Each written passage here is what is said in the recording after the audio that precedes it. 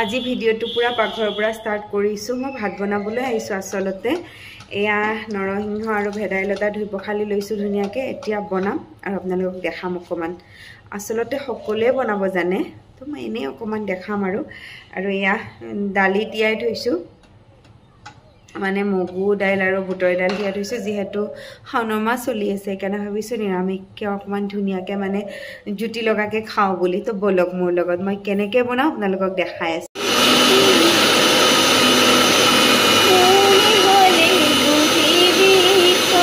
মাজতে বনাই ল'লোঁ একাপ চাহ, তো চাহকাপ খাই লওঁ ধুনীয়াকৈ।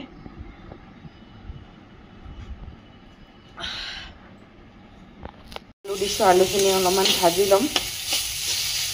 আলুখিনি ভাজি ইয়াতে নৰসিংহ আৰু ভেদাইলতাৰ পেষ্টখিনি ঢালি দিম।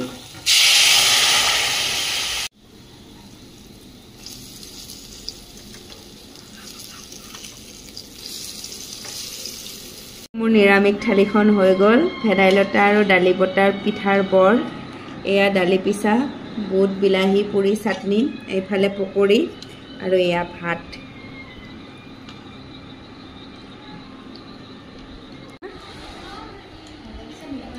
বিজু